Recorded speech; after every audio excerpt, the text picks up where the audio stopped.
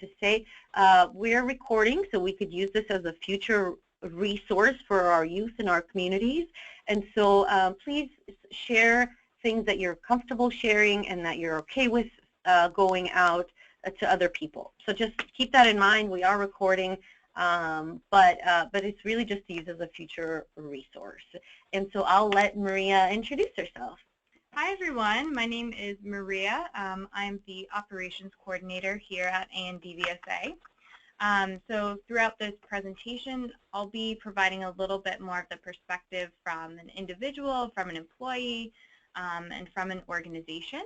At my work at ANDVSA, I work with all of the programs. I do a lot of support activities. I do a lot of communications and online engagement management, and really whatever else comes up. So I'll be presenting that side, and Claudia will be presenting more of the youth side. Yeah, and I'm a project coordinator here at the network. This is Claudia. I've been doing work with youth for about 5 years, and I've also been doing violence prevention work for about 5 years now. A lot of our work in our state is, when it comes to violence prevention, is run by volunteers, and that includes adult volunteers and youth volunteers. And so this topic is particularly important when we're talking about maintaining those relationships and really making sure that we have those volunteers for the long term and that they get some things out of doing this work in addition to the project being completed or the activity taking place, but that we are thinking more long term than that, and that we maintain those volunteers healthy, and that we include their long-term self-care as part of the goals that we're working on. So that's sort of the really big need as to why we really want to talk about this when it comes to teen dating violence. It's because how do you maintain those volunteers? How do you make sure that they're healthy? And how do you make sure that it's long-term and not just because we're doing this activity so we want the youth to show up? So that's sort of the framework and the reasoning around the youth work. But then, like Maria said, we're also going to talk about, you know, being a DVSA, domestic violence and sexual assault organization, and being in this particular field really means that self-care is huge for keeping those employees happy and keeping trained folks at our organization. So really both of those perspectives are really important to this work. And looking at the list of folks that we have here, some of you are working with youth, some of you are working with DVSA victims. That self-care is really important to maintaining that staff and those volunteers. So that's sort of why we're doing this conversation. So as far as rules and expectations for this call, please go ahead and mute your phone. It makes it really hard to hear when there's other noises and things like that going on.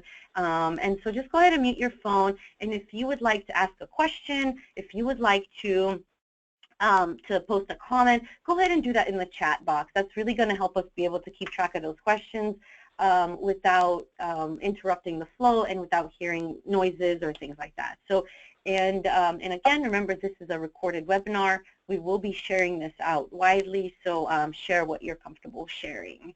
And I think last but not least, please go ahead and introduce yourself. So where are you from?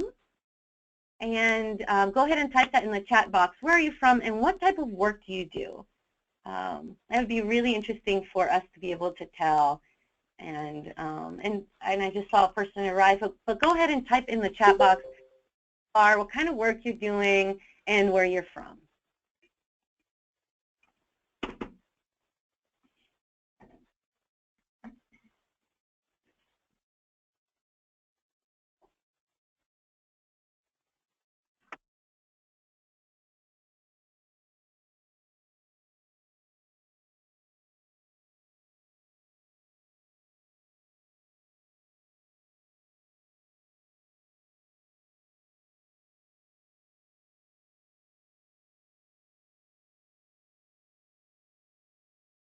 All right. Great. So we've definitely got some violence prevention folks on the line. Summer, who works at Awake and is doing prevention and education project coordination, and so lots of presentations with youth. We've also have Connor from Homer, and doing lots of prevention with Green Dot and Girls on the Run, and also doing some homeless assistance work. Sweet. Hi, welcome from New Haven. We also have Raquel, and there's school counseling that she's that's her primary work. Awesome. And so we've also got a tribal education coordinator that's directly working on domestic violence and sexual assault out of Kenai. So, oh, and I think that maybe I missed Tammy from Craig. So we've got a good spread of folks. Some of you are working directly with youth. Some of you are doing more education work. And some of you are working within sort of more direct services related work in shelters. And so for all of those positions, self-care is really important, and for you, self-care is really important. And so we're going to talk about what self-care looks like within the work arena. We're going to also talk about what it looks like for youth. And I want you to think about, as we're going through this, what does self-care look like for you? So, all right, Maria, start us off. Tell us a little bit more about self-care. Awesome. All right, so we're going to start off by discussing some of the negative ways that you might be affected through the work that you do to help others. So one common thing that we all know and talk about is burnout. Burnout can happen in every job. The American Psychological Association defines burnout as the fatigue, cynicism, and professional inefficacy that comes with work-related stress.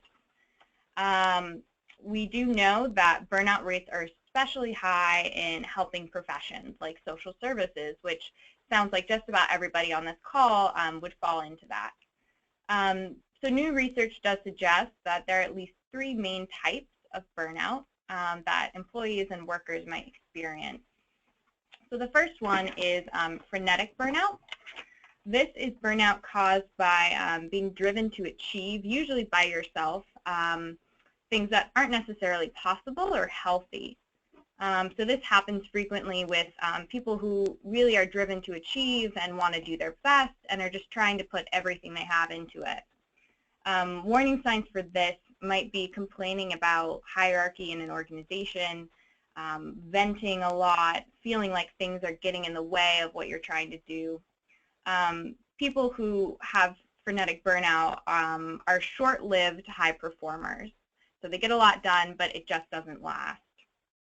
The second type is under-challenged burnout. This is caused by a lack of challenges at work, which can make you unexcited to be there and make you feel like you're not really invested. So this is really common with people who work doing the kind of work that I do in an organization, so doing a lot of admin work. You're likely to demonstrate some level of cynicism and just kind of withdrawing from your job in general. And the last type of burnout is just worn out burnout. So this is pretty common with people who've been in their positions for a very long time. They might find that they're just not feeling valued anymore. They're not feeling like they're able to get things done, and in general are just overstressed. So it's important to know what burnout looks like and what burnout people might be likely to experience. Mm-hmm. So there's some examples that I wanted to give from the youth perspective as to what that might look like and how to recognize burnout in the youth that you're working with. And so one thing that I've noticed, and this happens, you know, we set this up so that youth leave our program, our youth leadership program at conference and program really excited on this really awesome sort of high, you know, they have this plan that they're going home with and they're really excited and they've thought about their whole community and how they can impact, and they have all of these different plans in mind. And it's too much, and so they want to change their whole community, they want to bring everybody in, and so by the time that they kind of figure out that their goals are too much, it can feel pretty defeated. They can feel pretty defeated, right? Because they started out setting goals that really were not realistic for a new group to start out doing or for a new group to completely impact. And so I think that really trying to figure out and balance with your youth what is realistic to do and what things can be saved for later, what things can be planned for in the future, and what things can be done realistically for right now. And so I think that we see that a lot with youth is they don't have that balance. They can't quite tell how long something might take, and so then they are really excited to start out, but then as it becomes clear that things aren't possible, they go through a burnout. And so I want you to sort of pay attention to that. What are the kinds of tasks that we're setting out to do? Are they realistic? Maybe even just posing the question is going to help you reframe that plan. I would also say that there's, I have seen youth be under challenged as well when it comes to doing this type of work. We're so excited sometimes to have youth join, let's say, an adult planning group, that maybe we don't actually give them anything to do. We're just excited that they're there. We also sometimes have youth that have great skills, and so we don't actually use their skills for that, but instead we ask them to do menial tasks, so we ask them to just be present so that there's a presence there at a presentation or different things like that, or we ask them to review something, but really we could ask them to create the presentation. We could ask them to think about the activities that they could do. And so if youth skills and tasks are mismatched, you see that they're no longer interested. That growth and that sort of progression is also really important for them. They're not just there to get like a letter on their resume, but they actually want to grow and learn and be challenged. We also see the worn out burnout. And how does that happen? Well, we often find the 5 youth that are really interested in being part of this, and we ask them to go to everything. We say, hey, you can do presentations, you can do this, you can do this, and so they are finding themselves to be the only youth speaking about this issue. They're pulled into many, many directions. Everybody wants a piece of them, and then ultimately they don't quite feel like they can do anything sort of properly or 100%. And so instead of reaching out to only 5 youth, but trying to figure out who are 5 youth that we can pull into these types of tasks, who are 5 youth that we can help grow and help them learn additional tasks without burning out the rest. And also, maybe the ones that have really, really great skills can be mentors to other youth. So really ultimately thinking about what is going on with my youth, what type of burnout maybe is happening for the youth, and trying to find some solutions that match and make sense for the audience that you're working with. Awesome, thanks, Claudia. Yeah, and you'll talk a little bit about some of the differences between these two topics. Yeah, so in addition to burnout, a lot of people also face compassion fatigue in our work. So compassion fatigue is the profound emotional and physical erosion that takes place when helpers are unable to refuel and regenerate. So the American Institute of Stress defines it as the emotional residue or strain of exposure to working with those suffering from consequences of traumatic events. So it is important to note that compassion fatigue and burnout are a little bit different. Burnout stems from our jobs and our work environment. It has more to do with maybe the workload or the kinds of tasks that we're doing, whereas compassion fatigue is directly related to the kind of work that we do and the fact that we're giving a lot of ourselves emotionally. And so that means that, you know, if you're experiencing burnout, you might be able to switch and do a different kind of job, you know, within the same organization or different kinds of tasks. But if you're experiencing compassion fatigue, moving somewhere else but still doing that kind of helping profession, you'll still be facing it, and you still have to find ways to cope with that effect. So symptoms of compassion fatigue do look very similar to burnout. You might find in your professional life that you're a little bit dispirited, you might become a little bit bitter at work, you might find that you're contributing to a toxic work environment, and you might also lose the respectful stance towards the people that you're working with, especially clients or your youth partners. In your personal life, you might be short-tempered with your loved ones and feel guilt or resentment towards the demands on your personal time. You might find that you're isolating yourself or feeling just tired, like you have nothing left to give. So, you know, for people who work with youth, there's some specific signs for compassion fatigue that Claudia can talk about a little bit more. Yeah. And so, you know, I know some of you are doing work with youth, and I think that if you've got some examples, I'd love to hear them. But I would like to talk about what compassion fatigue might look like for youth, and what are some of those signs that you might see. So you're thinking, well, what does that mean? Why would youth be experiencing compassion fatigue, right? And that's because when we are working with youth, they often start playing a mentorship role to other youth, and we often also employ them as peer educators, right? And so we actually are asking them to actively go out, share information, and often that information is going to elicit responses, examples, conversations that they're going to have to figure out how to deal with. And so, you know, I think that one of the things that I've seen youth, so what are some examples, and what would compassion fatigue look like for students from your experience? And I'll share some as well.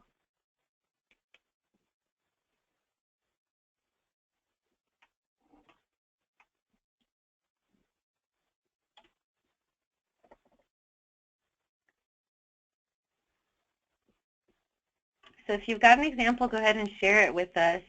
One thing that I have noticed when it comes to compassion fatigue for students is that we really start out caring a lot about the topic that we're talking about, and we really start out wanting to know everything about it and to kind of find out the complexities of things. But over time, that excitement can diminish, and it can be kind of hard to get used to care about the issue anymore. And it can be hard to get them to think about how can this, so sometimes menial tasks are hard to get done with youth because they don't always see the link to that larger issue, or they've stopped caring about the larger issue because now they've become that expert. We also see that sometimes, and because a lot of our peer educators and our youth leaders are unpaid, they might have youth come to them and share problems with them or issues that they're experiencing, but youth may not be able to care in the same way as they did before. They may not react with the same urgency, or they may not take next steps to help that youth experiencing issues. And so it's really about making sure that compassion fatigue, we think about that, right? Because they are doing this work, they're not getting paid, and they're ultimately dealing with very, very emotional situations. So I think that we might see that they may not take problems seriously for other youth because, hey, you know, I've heard a way worse unhealthy relationship than that. Yours seems fine. It's not a big deal. They may not listen very well, and so they're not taking cues from that youth. They may dismiss that youth's problem, and they may also not be as involved with other things. And so we see them sort of lack care for a lot of different things because we've gotten them so excited. Now they feel like it's too much, and so there's that lack of excitement. And so it's really important to do check-ins. How are you feeling? Do you still think that you care about this the way that you did? And what are some things that you can do to change that? So I think that keeping in mind, because this is long-term work with youth, that compassion fatigue might come into play, and having some checks and balances for those youth to be able to work on that, assess that, and do something about it so that they can continue to be effective when they're talking to their peers. Now, one of the things that I've noticed, and I think it's far more common than compassion fatigue in youth, is actually compassion fatigue in adults that are working with youth. And I think if we think about it logically, it's really not because adults are bad people or they just don't care, but a lot of adults stay in those positions. They will stay being an adult, a DV coordinator, for example, or an educator, but the youth themselves are going to change. And so you're dealing with, the same person is dealing with constant inflow of new youth that are coming in their direction. So some signs that I've seen as far as compassion fatigue for adults that are working with youth, are not taking the time to build the partner relationship that you would with any other volunteer, but just saying, you know, you're here, you're part of this club, of course you're going to be helping with this. You know, taking that for granted instead of really asking what people want to help with, what people are interested in doing. You know, not taking their problems seriously because they're youth, and so like, who, you know, I've heard worse, or like it's not a big of a deal. You know, it's okay because other people have it worse, or I've heard worse. Also, not remembering that youth have some real life barriers to being a volunteer, to having access to their own time and to making their own schedule. So all of these things. And also, I think another big thing is just remembering that youth need self-care. And so I think that's not something that us as adults think about. We often think as youth is very resilient, very able to just move on from things, but ultimately those habits develop in adolescence. So if we can do something about that, this is the time to do it. So I think that those are some of the signs that I've seen for adults, and it's very important to keep a check of your own fatigue if you're experiencing that, but then also to try to figure out, are those other adults that you're working with, are they experiencing that, and how can we combat that? So I definitely think that trying to think that through and trying to maintain your audience in your mind as you're creating some solutions is really going to be beneficial for you. All right, so we're going to go ahead and move on to vicarious trauma. So vicarious trauma is separate from compassion fatigue and burnout. Vicarious trauma is the repeated exposure to difficult stories that change our view of the world. It's a very common impact for people who are working in these helping professions. So another definition is it's the state of tension and preoccupation of the stories and trauma experiences described by clients. So you might feel a little bit like this mouse up here, where you can't stop thinking about the trauma, and you feel like you're surrounded by that kind of danger and violence, you know, whether or not it's really there. So all of us who are exposed to trauma are susceptible to vicarious trauma. It's not just those who work in helping professions, though we are. There's some good examples of vicarious trauma. I'll go ahead and share one of mine, and then Claudia will share one that she's seen in her own life. And then if anybody has one that they'd like to share, that would be great as well. So for me, working in the DVSA field, I've noticed that I've become significantly more concerned of my own safety. So I used to feel comfortable walking places alone, feel comfortable talking to strangers. But now I find that I'm much more suspicious of other people. I lock my car doors as soon as I get in. I just don't really have the same level of trust. And of course, it's good to be aware of your own safety. But I've noticed that my view of the world has definitely changed. It's become more pessimistic than it used to be based on the experiences that I have heard through this work. So I'll give you a quick example. For me, I think, you know, I used to really find it relaxing to read the news. You know, I would do that on my breaks, and I think that it helped me feel like I was connected and aware of things that are going on. After starting to do this work, I didn't find it so relaxing anymore because I would start to notice DV cases or DV news. Those are the things that would stand out to me versus just being able to read and feel like I was informed.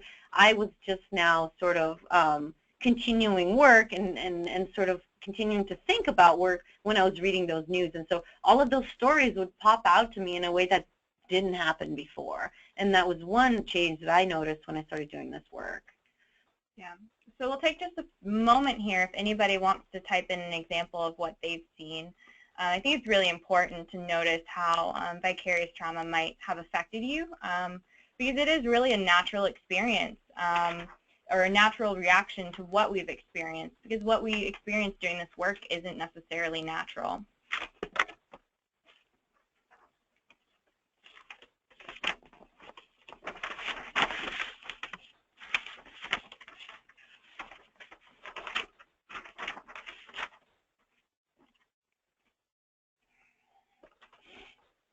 But I think the good news is, and this is what Maria's going to go into next, is that self-care can really help with some of that. And our brain really is pretty flexible in being able to be rewired so that we have new patterns for dealing with this information and for dealing with the type of work that we're doing, but for the long term. So that's the good news. That is good news. And of course, it is good to keep in mind that our youth in particular experience a lot of vicarious trauma just because of the rates of violence in our communities and the experiences that they've gone through. And so we'll talk a little bit more later in the presentation as well about how we can affect that. Mm-hmm. Oh, so here's an example, and I think that's a great example. So my entertainment choices used to be Criminal Minds, Law and Order, some of those things, and now those are terrible to us. They're not relaxing at all, but it just feels like we're continuing our work, or we're continuing to talk about the same topics. So that's definitely a change, right? Yeah, thank you for sharing that example. Mm-hmm. So not so entertaining anymore. Not so entertaining anymore. I think movies for me too. Like I got some gift cards to go to the movies, and it took me a year before I could use it because I couldn't find the movie that I felt like wasn't gonna like make me feel weird. So, all right. So now we're getting into the good stuff. Now those are all reasons why we're doing self-care, and here's what self-care can look like if we're including sort of all those things. Yes. So the Native Institute describes self-care as taking care of ourselves physically, mentally, emotionally, and spiritually so that we can better live in balance. Self-care is critical to any healer or helper because we can only give what we have. And I think that's a really powerful statement. We can only give what we have. I kind of think of it like a well. If people come to us and they're needing something, we can only give what we have in our well. So if our well is empty, we have nothing to give. So we have to make sure that we're keeping tabs on that and that we're replenishing our well. So we also talk a lot in our work about resilience. Self-care really does connect to resilience because it's including these activities that reduce stress and maintain and enhance our short-term health and well-being. We try to make sure that we're developing coping mechanisms for the teens and kids that we work with. And self-care is one of those greatest tools, but it sometimes isn't given a lot of attention in youth work. People sometimes assume that children and teens are so adaptable and resilient that they don't really need that kind of autonomy and space to develop sort of self-care to manage stress. But it's important to remember that our youth are they're faced with a host of pressures. They have pressure from family, from parents, from school, from friends, and just generally there's a lot of stress related to trying to figure out who they are and what they want for themselves. So if we can give children and teens that we work with and ourselves and our coworkers these tools for self-care, we can better support them. And it really helps to build that resiliency to deal with adverse experiences in a positive way. And I think knowing what we know about trauma, we know that we're also preventing violence when we're doing this work because we're minimizing the chances that that trauma is going to get passed on. All right, so let's talk a little bit more about self-care. So as we develop our understanding around self-care, it's important to think about the different types of care and what kind of effects those have, long-term, short-term, on our well-being. So there is a difference between self-care and self-comfort. Self-comfort is practiced through the acts of soothing. So we do these activities when we crave warmth or pleasure or just need a break. The focus on self-comfort is really about relaxation and enjoyment. Different acts of self-care, the actual self-care, have long-term lasting value. And it's important to have both. It's really important that a self-care plan has both those acts of self-comfort and self-soothing, as well as the self-care that provides, self-respect, connection, alignment, and fulfillment. So self-care acts might be something that don't necessarily sound great in the moment, but long-term they're going to be helpful to supporting your goals or your health. So you can probably tell from the two pictures I have on this slide which one is self-comfort and which one is self-care. I chose rock climbing as an example of self-care because it's something that personally I've wanted to do, thought about doing, but when it comes to actually getting off the couch and going and doing it, it doesn't sound so appealing. I don't really want to go do that. But I know that going to do that with friends, trying a new activity, getting moving a little bit, that's something that's going to really benefit me in the long term. So that's something that I might want to include in my self-care plan in addition to those acts of self-comfort. So just for the sake of time, we're going to go ahead and skip this part over, but it is really important to think about, if we're going to be if we're going to be advocates for other people, it is really important to advocate for ourselves and for us to model that behavior for the students that we're working with. And so really thinking about, really the reason why we're doing this work is to be effective and to impact change and to make that difference. And so advocating for yourself certainly is a big part of being able to continue that work. Cool. So as we talk about more long-term happiness, resilience, and self-care, there are some really great things that we can do to actually change how our brain works and change how we filter those experiences.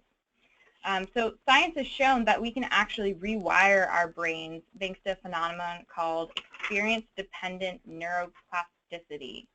So neuroplasticity means that your brain is learning. It's just like you are, and it can be trained. So our brains naturally focus on negative experiences. We tend to actually overlearn from negative experiences. And this makes sense considering where we came from, our past. This was a survival skill. But we don't really need that anymore. But you probably noticed that you can agonize over an embarrassing moment or negative feedback from years ago, no matter how insignificant it might have been, but you can't really recall something positive that happened probably on that same day. So there's a great way to do this, to really rewire your brain to focus on those positive experiences. When something is done or said that makes you feel good, take 10 seconds. Take 10 seconds to really dwell in that moment, really embrace it, really experience it, instead of just brushing it off. Those 10 seconds are enough time for that event to move from your short-term memory to your long-term memory. And so that's something that will actually, it affects your perception, but it also builds a pathway in your brain. So when those synapses fire, they kind of like wire together. And that means that the next time something positive happens, and you again dwell in that moment and experience it, it has more of an effect, which is great. That means that positive experiences that you have continue to have greater effect on you. So this is a great thing to bring to youth, for them to be able to make sure to focus on those positive experiences. And I would say that this is a really good way to build an activity around, right? So if you really want to strengthen that and model that with the youth, you could have everyone write compliments to one another and then spend some time actually reflecting on those compliments and thinking about how they apply to those youth, and maybe put that in their wallet, for example, and carrying it around so that it moves from short-term memory into long-term memory, but then it's also consistently emphasized through other things. So you could then also take those compliments and put them up on the wall, so youth are seeing them over and over when they're coming into to the space that you're sharing. So that's one way of turning this into an actual activity that can have long-term impact. Yeah, and there's a few other ways you can do that. There's one called the Happiness Jar Project, where you just record something each day, write it down on a piece of paper, put it in a jar, and then reflect on that again.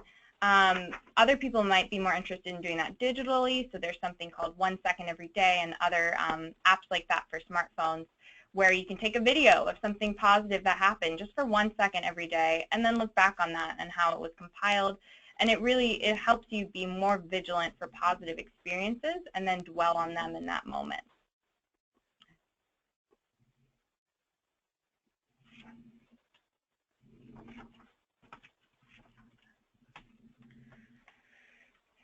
All right, so you've started your awesome self-care plan and you're feeling happier, you're focusing on these positive things, and you're feeling good. But eventually that does fade a little bit. So Psychology Today defines hedonic adaptation as the idea that no matter how good something makes us feel, most of the time we drift back to where we started.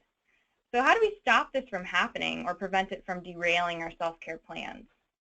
There are two main tools that we can use to help prevent this.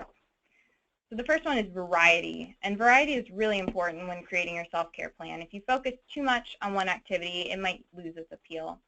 And there may be some activities that you need to do frequently, but you can try to find ways to switch them up. And then the other one is appreciation. So you can find ways to really, really appreciate what you're doing in that moment. The things that we talked about on the last slide, the specific tools you can use, and that helps you appreciate that positive moment a little bit more when you're actually having to write it down or record it. Or you could find a way to talk about it with other people or incorporate other people into that element of your self-care to make sure that you're really focusing on it and appreciating it in that moment. And I would say for youth, if you're trying to help provide this for youth, it's about providing some consistency, having some tasks that they can get better at over time, that can build up their skill and feel really good about, and then also helping them get out of their comfort zone and trying new things as well. And so trying to think through the things that you're doing with youth to include both variety and sort of that in-depth growth that that youth really thrive from. So think about that when you're trying to do a self-care plan and include this work into what you're doing. So I think really, and you know, we've said a lot about what self-care looks like and what can happen when self-care doesn't happen, when we don't have self-care, right? But what happens when we do have self-care, what happens when we do have those really positive things in our lives is that youth do really, really well. And when we look at, so this research has been around for a long time, but there's been some research that found that there's 40 developmental assets for adolescents to be successful in the long term. And so when we're looking at these assets, these are really good things. The more assets somebody has, the more successful that they're going to be, and not just in school. And that's the important thing. We don't just care about these youth because they're putting on our programming. We don't just care about these youth because they're showing up and they're populating our presentations. But we care about them because we want them to be successful human beings in our communities, and we want them to grow and be successful. So when we look at those developmental assets for adolescents, really that is why we're doing the self-care work, because we want to continue that growth for them, and those developmental assets. If you're interested and do a little bit more research, they're split up into external assets and internal assets. And so there's assets, out of those 40 assets, not all of them depend on youth. Not all of them just depend on youth being positive or building up these skills, but really depend on the kinds of settings that they're in. It depends on the kind of adult relationships that they have, the kind of school climate that they have. And so if we want youth to feel supported, which is one of those assets, if we want youth to be empowered, that's also an external asset. And if we want them to understand and set good boundaries for themselves, we really have to model that. And it's going to help them be successful in the long term. And so I think that's really why we're doing the self-care work. We're doing it so that we can expand out and have youth be more successful and communities be more successful in the long term. And also, I think that ultimately we're teaching them skills that are going to prevent violence, even if we're not directly talking about violence, but we are preventing further trauma from getting passed on. So, and that's sort of why we're sort of talking about this next topic as well. And we don't have a lot of time to go into it, but a lot of the things that our youth are experiencing, a lot of the things that our communities are experiencing are coming from long-term patterns of of psychological wounds and sort of devastating long-term trauma that took place for people. And so historical trauma in Alaska has had a huge impact on everyday people's lives. And so it's not just that maybe youth and their families didn't learn how to take care, and maybe schools aren't doing a good job, but really we carry with us a lot of hurt and a lot of pain from some of the things that historically have taken place.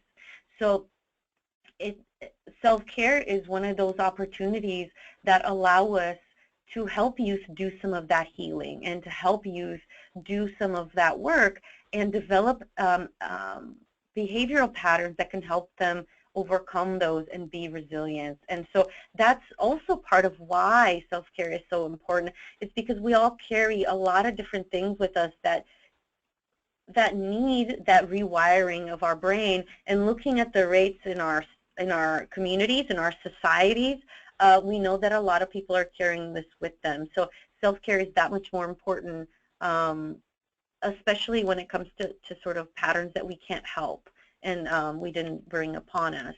And so resilience shows that, so when we build up resilience, we know that even if youth have a lot of risk factors, right, so some of those things, they may not have a lot of assets, they may have a lot of risk factors also, we know that they can still be resilient and bounce back from some of those challenging experiences. So really, we're not just saying, stand up more with your youth, but we're saying build in that long-term care, build in some of that long-term planning, and build self-care into what you're doing with your students, because that's going to help them learn individual behavioral patterns to be successful for themselves, and it's also going to keep them volunteering, being involved, and as a mentor for that much longer, and making our work that much more impactful. So really, it's for the short-term and the long-term impact that we're looking at. So we've got some great tools for how you might actually make a self-care plan and what that looks like. One, it should be fun, right? So it should be part of what you're doing already. It should be part of what we discuss when it comes to working with students. So it shouldn't be part of this extra thing that we do. It shouldn't stress us out or take away from what we're trying to do, but it should actually be part of the big goals that we have for ourselves as a group, so like in the group, right? If we're talking about youth in the group, adults in the group, really anybody that's part of that group. It should be fun, it should be interesting, and it should also be, again, not a stressor. If it's a stressor, then maybe there's other things that need to be sort of gotten rid of so that this can take priority. And so there's a way of trying to break down these steps for how we might actually build our plan. And so the big steps, and we'll talk about some tools for how to actually help create reflection and awareness, think about balance and connection, but these really are the big steps when it comes to doing that self-care work. So first step, if we think about it logically, it's really about reflecting and being aware of your own feelings. Think about self-care, connect with your habits and with yourself. Think about what triggers you. Think about what helps you. These are all things that that can be done, and that really is that first step. So I don't know if you all have been around people who are clearly maybe miserable at their job or miserable at the things that they're doing, but they haven't done any reflection. So you ask them and they say, no, I'm doing great. Or it would be more like, no, I'm doing great. So, right, so it's really about trying to do that reflection, setting some time aside, and having people understand that, assessing is an important first step for us to really know where we're at. After doing that assessment, then we can actually try to figure out, hey, what helps me? What are the things that throw me off my game, that throw me off my plan? What are the things that outside of work that can bring me joy? Because when I talk about work or when I hang out with my work people, all I do is talk about work and think about work. So what are the things that are actually going to help me? What are the pieces of my plan, and how do I create that balance? But really it's based on doing that reflection and awareness work. And then we also know, and we talked about it earlier, that our our self-care, our ability to feel good about ourselves doesn't just depend on us. It doesn't just depend on us getting out there and exercising or sleeping right or doing these things, but also depends on human connection. So get out there and think about who you're connected to, who makes you feel good, what are those people that can help you strengthen those pieces of yourself that that are really, really important. So our community connection is really important to that well-being, and so think about it, help strengthen it, in addition to the things that you're doing for yourself. And so these are some of the things that can help you figure out what kinds of stresses. So that first step, awareness and reflection, what are the stresses, what are the coping skills, can also help you figure out, hey, am I using short-term coping skills, right? Am I just eating a lot of candy when I feel stressed out? Am I just watching a lot of TV? What are the things that I do to help me feel better? Because I do something, but maybe I'm not totally aware of it. So that can be what this first step helps you with. There's also a lot of really great tools out there. So the University of Buffalo has a self-care worksheet that kind of looks at the current practice that you're doing, if anything, but then also breaks it up across sort of all of those different aspects of self-care, so your mind, your body, your emotions, and your spiritual self. And so it's about also introducing variety. You know, if you have a self-care plan, when was the last time that you changed it? When was the last time that you included new activities? And then there's also additionally a worksheet by the Native Wellness Institute. It looks at the things that you're doing really well across those 4 dimensions. So that's the middle section. And then the outside section are things that you can do more at or do some improvement on. And so it's about saying, these are the things I want to keep doing. These are the things I need to do better. And so I think that the best thing as far as doing this work with youth is to include all of these 3 things into the plan and the strategies that you're using as a group. So self-care is a big thing. How are we feeling? How are people feeling? And you can do check-ins at the beginning. Think about what goals the youth might have to get out of the experience. What are their expectations? And then doing some of this work, and then doing check-ins maybe halfway through the program and seeing how they're doing. Doing check-ins maybe when you're noticing that their morale has lowered, so doing check-ins when it seems appropriate. And then you could also try to constitute daily check-ins. And so one really easy way that I have seen is having youth give a thumbs down, thumbs up, or just an in-between, you know, like I'm okay kind of a thing, and having solutions to that. So if there's a lot of thumbs down, we take a break. If there's a lot of thumbs up, we keep going. If we're somewhere in between, maybe we figure something else out. So really trying to do constant reflection, constant assessment, and building it into the habits that youth are using. Remember, they're going to walk away with these habits for a long time, so they're going to be doing this even after they leave that setting, and that's what we want. That's great. So this is really the balancing part, is when we actually create a plan, think about what our interests and hobbies are, think about what helps, and start setting those boundaries. I think it's, you know, at this point it's okay to really think about yourself and to not overload yourself. And so if self-care means that you actually take some things off your plate, that's a great way to go. And then I think the last piece is that connection piece, right? Continue to get more training, try to find ways to be more effective at your jobs, but then also have connections and friends outside of those work support systems, so that you can talk about other things, that you can engage other parts of your brain. Remember, alone time and boundaries is a great thing. And especially for us, we're helpers, we want to help. People might reach out to us for a lot of different reasons, but we can only give what we have. So really try to think about what that means for yourself, but then also give yourself opportunities for connection. So making that concrete plan is really the best. And I think starting out, again, like I said, any type of work with youth with that concrete planning.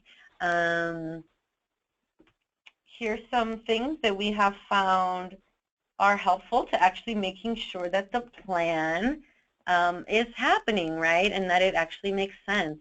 And what we have found is helpful is trying to look at how much free time you have and how much time an activity will take. So setting some attainable goals for yourself. And so if it's about including a new activity, figuring out what things maybe you want to take off so that you can include that new activity. Maybe it's about creating self-care, but including a new thing every week or every other week or so. And so really making those goals attainable. Using technology, visuals, or journaling to capture that progress, to make you feel good about yourself, and to continue to do that self-assessment to see how you're doing. I also think that, again, reaching out to your connections, making sure that you're not the only one trying to do this work. If all of your friends you know, are still going to bring cookies or cakes or, you know, chocolate to work, maybe that's fine, but maybe you can all figure out a self-care plan that includes, you know, more long-term walks, for example, at lunch, or some additional things that could be helpful that are long-term. And I think ultimately, don't be afraid to not meet your goal. It's about learning, it's about having fun, and not being hard on yourself if you don't meet your goals, and knowing that those goals sometimes are totally up to you and sort of revisable as you go. So I'll let Maria tell us a little bit about what some other resources there are out there for you to check out. Sure. So there are tons of resources around self-care. First of all, if you want to look at stuff that we've found, you can go to our Pinterest page. You can also look at our Facebook page. We share Self-Care Tuesday posts every Tuesday. And those are tips.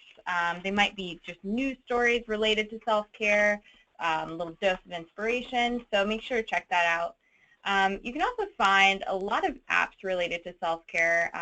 There might be meditation apps, yoga apps, the 1 second every day app type thing that I mentioned before, or really whatever works best for you, whether that be maybe a poetry app or something like that. There's also some specific presentations that you could look at if you're interested. The Native Institute on Wellness has a presentation, as does the University of Buffalo School of Social Work. So you can find those, and they have some concrete resources. You can also find some resources for categorizing your self-care between self-care and self-comfort to really assess what you're currently doing. But I would encourage everybody to just take a little bit of time to do a little research and find what works for you. Yeah, and I love this photo here. But I just, I think that you all are doing very important work, and we don't want to lose you. We don't want to lose the expertise that you've built.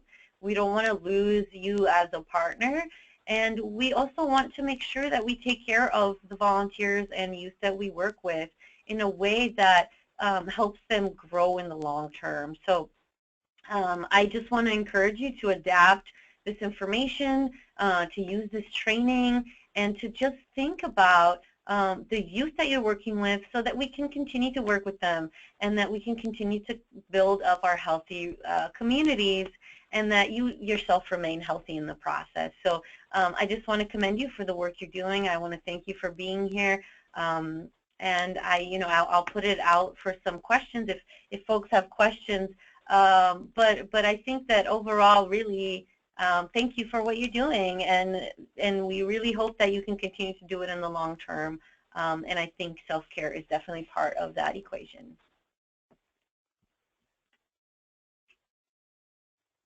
Thank you, Ricky.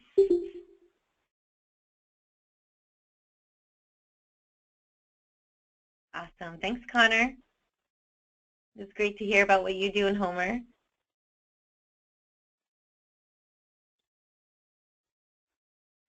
All right. Well, we really appreciate here.